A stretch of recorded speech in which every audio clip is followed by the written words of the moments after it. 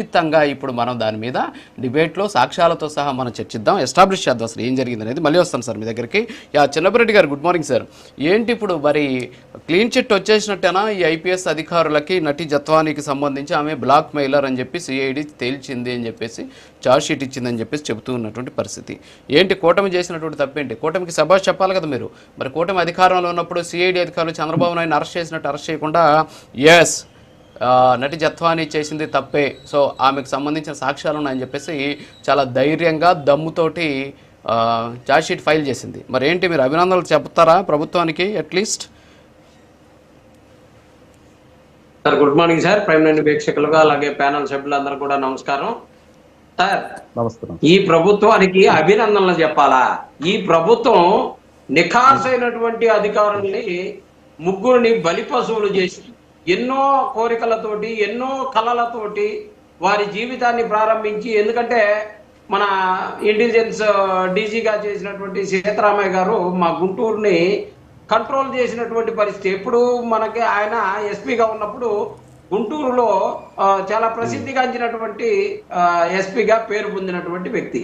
అలాంటి నిఖార్సైనటువంటి వ్యక్తులు వైఎస్ఆర్ కాంగ్రెస్ పార్టీ అధికారంలో ఉండగా కీలకమైనటువంటి పోస్టుల్లో చేసి వీరికి సంబంధించినటువంటి సమాచారం అంతా కూడా ప్రజలకి ఎప్పటికప్పుడు తెలియపరుస్తూ చేస్తా ఉన్నటువంటి అన్ని నచ్చక ఆ అధికారుల మీద కక్ష పెట్టుకొని ఈ జత్వానీ కేసు ఏదో జరిగిందని చెప్పేసి వెంటనే అసలు ఆ జత్వానీని పిలిచి జత్వానీకి ప్రోటోకాల్స్ పెట్టి ఎయిర్పోర్ట్కు వెళ్ళి స్వాగతం పలికి వాళ్ళకి స్టార్ హోటల్స్ పెట్టి బ్రహ్మాండంగా కేసులు పెట్టి నిఖార్సైనటువంటి ముగ్గురు అధికారుల్ని బలి పశువులు చేసినటువంటి పరిస్థితి.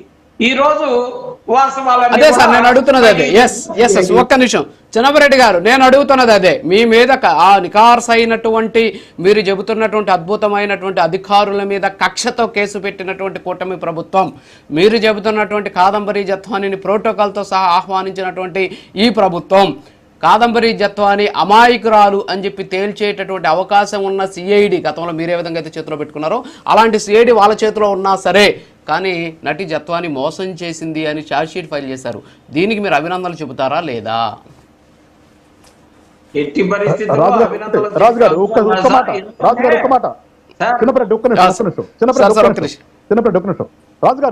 చెప్పండి. రాజు గారు ఒక్క మాట, మీరు ఒక మాట మాట్లాడారు. నటి కాదంబరి మోసం చేసింది అనేది కాదు, ఇక్కడ మోసం కాదు, అది అతన్ని బెదిరించింది. మోసం వేరు, బెదిరింపు వేరు.